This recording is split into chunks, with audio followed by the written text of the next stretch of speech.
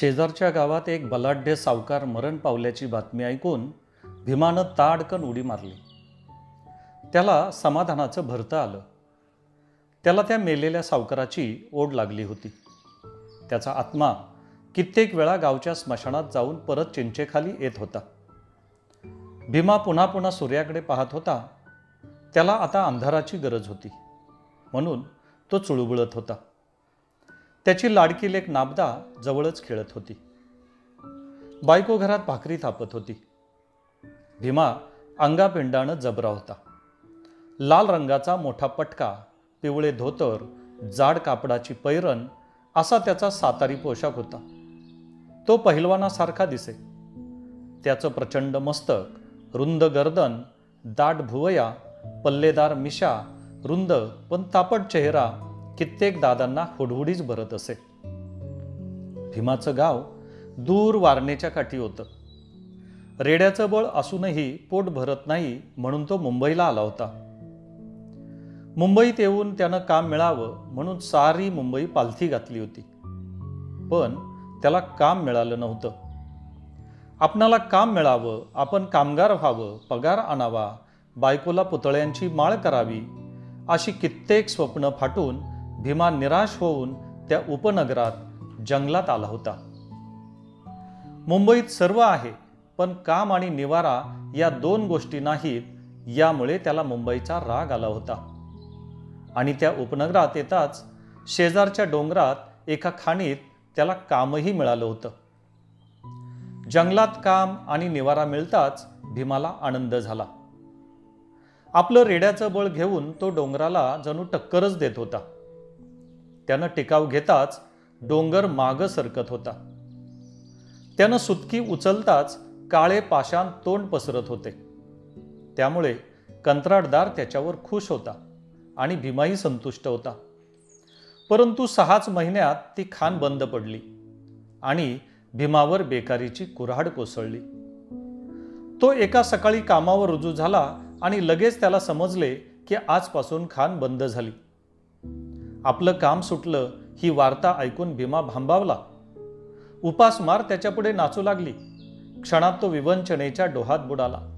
आता उद्या काय, हा एकच प्रश्न तो स्वतःला विचारू लागला. अंगातील कापडं काखेत दाबून भीमा घरी निघाला होता. तो एका ओढ्यावर थांबला.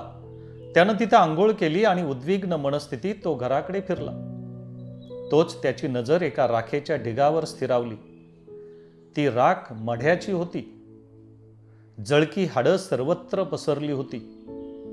त्या मानवी हाडांच्या जळक्या खळप्या पाहून भीमा अधिकच गंभीर झाला. एखादं बेकार असेल बिचार, कंटाळूनच मेलं असेल, सुटलं असेल एकदाच, असं मनाला सांगू लागला. आपणही असेच मरणार. 2च दिवसात उपासमार सुरू.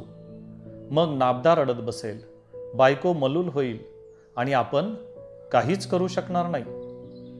इतक्यात त्या राखेच्या ढिगारावर काहीतरी चमकलं. तसा भीमा पुढे झाला. त्याने वाकून निरखून पाहिलं. तिथं 1 तोळ्याची सोन्याची अंगठी होती. ती चटकन उचलून भीमानं करकरून मूठ दाबली. त्याला आनंद झाला. 1 तोळा सोनं आणि तेही मढ्याच्या राखेत, याचा त्याला हर्ष झाला. मढ्याच्या राखेत सोनं असतं याचा त्याला नवा शोध लागला. जगण्याचा नवा मार्ग सापडला आणि दुसऱ्याच दिवसापासून भीमा त्या प्रदेशात सर्वत्र हिंडू लागला. नदी नाल्यातले मसनवटे तुडवू लागला.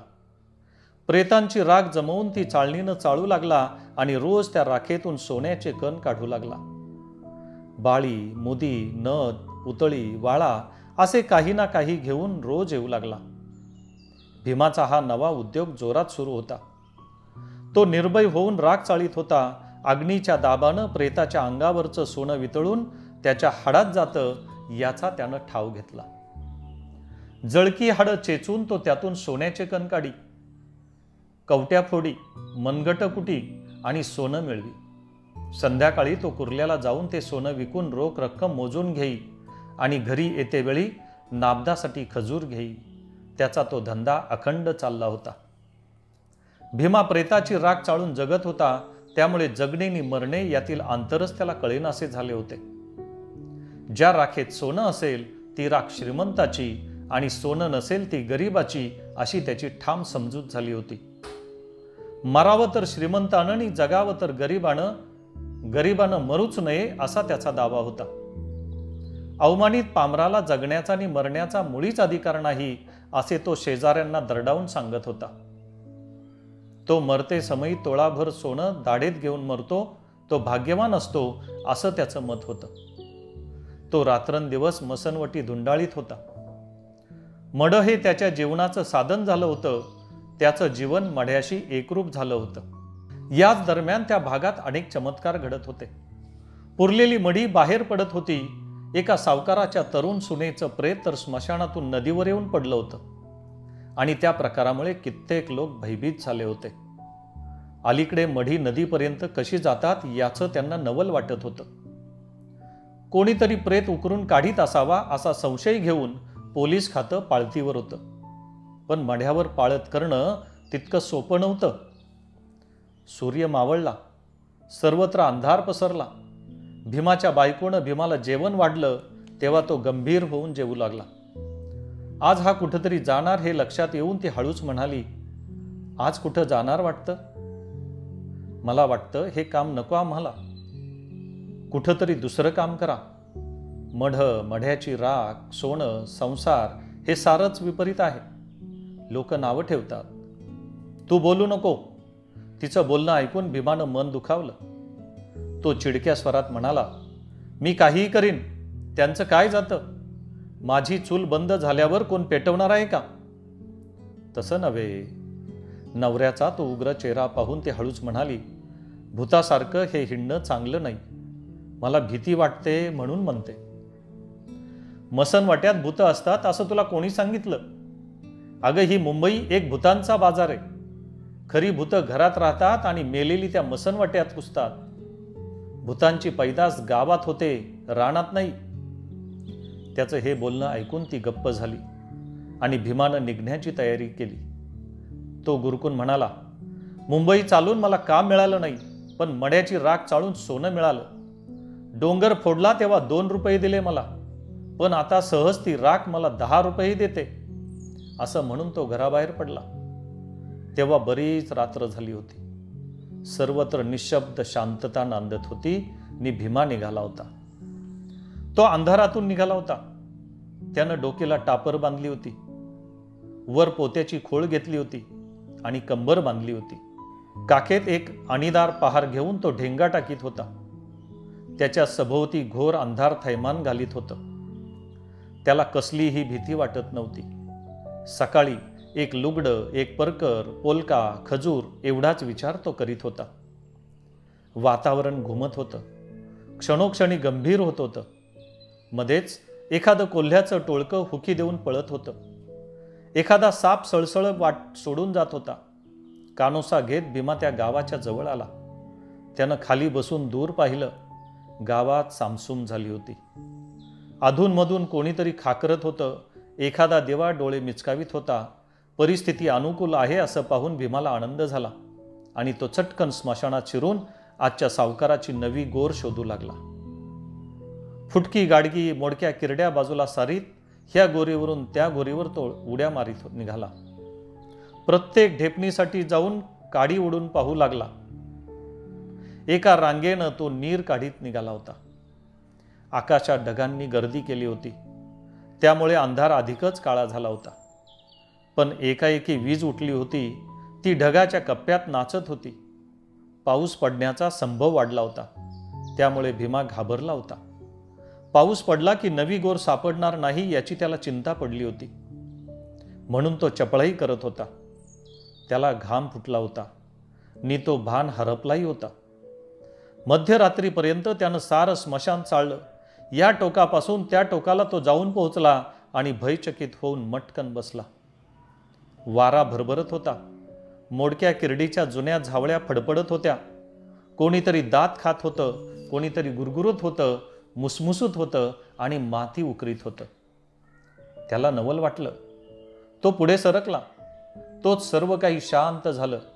आवाज येईन असा झाला, परंतु लगेच कोणीतरी हातपाय झाडीत असल्याचा भास होऊन तो चमकला. खटकन जागीच थांबला. विद्युत गतीनं भीती त्याच्या देहातून सरकून मस्तकाकडे धावली. आयुष्यात तो प्रथम भयभीत झाला, परंतु दुसऱ्या क्षणी त्यानं स्वतःला सावरलं. खरा प्रकार त्याच्या लक्षात आला आणि तो स्वतःच खजील झाला. कारण जवळच ती नवी गोर होती आणि 10-15 कोल्ही जमून तिला चौफेर उकरत होती. त्यांना मेलेल्या माणसाचा वास लागला होता. गोरीवरचे दगड तसेच ठेवून दुरूनच त्यांनी घळी पाडायलाच प्रारंभ केला होता. आजूबाजूनं गोर उद्ध्वस्त करायचं काम ती करीत होती. परंतु पुन्हा त्यांच्यातही भयंकर स्पर्धा निर्माण झाली होती. प्रथम मढ्याजवळ कोण जाणार या ईर्ष्येनं ती एकमेकांवर गुरगुरत होती. पुन्हा नाकानं वास घेत होती आणि प्रेताचा वास येताच ती सर्व शक्ती एकवटून माती ओढीत होती. हा प्रकार लक्षात येताच भीमा चिडला. त्यानं प्रचंड झेप घेतली आणि तो धपकन त्या गोरीवरच जाऊन बसला. लगेच गोरीवरचे दगड उचलून त्याने त्या कोल्ह्यांच्या टोळीवर हल्ला चढवला. अचानक झालेल्या त्या भडीमारानं कोल्ही चमकली, दचकली, मुरून बसली. तसा भीमाला चेव आला. कोल्ह्यांच्या आधी आपणच गोर उकरायची असं ठरवून तो गोरीवरची माती काढू लागला. कोल्ह्यांनी भीमाला पाहिला. एक कोल्हा पिसाट होऊन भीमावर धावला. क्षणात भीमाचा लचका तोडून तो पुढे पळाला. अंगावरचं पोतं फाटलं हे पाहून भीमा दुःखीत झाला. त्याचं सर्वांग शहारलं. दातातील पोतं झटकून तो कोल्हा पुन्हा भीमावर धावला आणि भीमा त्याच्याशी झुंज घ्यायला तयार झाला. त्यानं हातातील पहार सरळ धरली. कोल्हा पुढे येताच त्यानं दणका दिला. झपाट्यानं कोल्हा गारद झाला. बाजूला पडून त्यानं प्राण सोडला. पुन्हा भीमा गोर उकरू लागला, पण सर्व कोल्ही त्याच्यावर तुटून पडली. भयंकर युद्धाला आरंभ झाला. भीमानं निम्मी गोर उकरून मडे अर्धे उघडे केले होते, पण कोल्ह्यांच्या हल्ल्यापुढे तो भांबावून गेला आणि हातात पहार घेऊन त्याने प्रतिकाराला सुरुवात केली होती. चारी बाजूंनी कोल्ही त्याच्यावर धावत होती आणि जिकडून कोल्हे येतील तिकडे तो दणका मारित होता. कोल्हे तिरपडून पडत होते आणि अचानक त्याचा लचका तोडून पळून जात होते. गावाच्या शेजारी ते अभूतपूर्व युद्ध पेटलं होतं.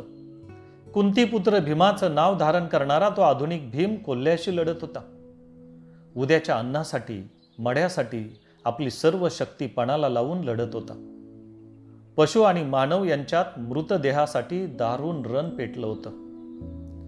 सृष्टी निद्रा घेत होती, मुंबई विश्रांती घेत होती. तो गाव निश्चित पडला होता आणि स्मशानात सोन्यासाठी आणि मड्यासाठी झटापटीला जोर चढला होता. भीमा प्रहार करून कोल्ह्यांना पाडीत होता. कोल्ही त्याचा मार चुकवून त्याचा लचका तोडीत होती किंवा त्याच्या मारानं घायाळ होऊन किंचाळत होती.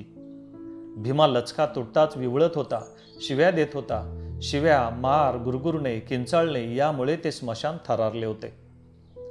कितीतरी उशिराने कोल्ह्यांचा हल्ला थांबला. अंधारात दबा धरून ती सर्व कोल्ही विश्रांती घेऊ लागली आणि तो अवसर मिळताच भीमानं त्या गोरीतील ते प्रेत माती काढून मोकळं केलं.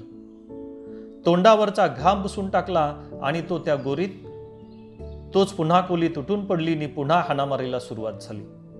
परंतु भीमाच्या प्रचंड शक्तीपुढे अखेर कोल्ही पराभूत झाली. त्यांनी आपला पराजय कबूल केला. भीमानं त्या प्रेताच्या काखेत हात घालून जोरानं ते प्रेत उपसून वर काढलं. मग काडी ओढून प्रेताची पाहणी केली. दडदडीत ताटलेलं मढं त्याच्यापुढं त्या गोरीत उभं होतं. त्यानं चपळाई करून त्या प्रेताचा हात चाचपून पाहिला. एक अंगठी सापडली. कानात मुदी होती. ती भीमानं ओरबाडून काढली.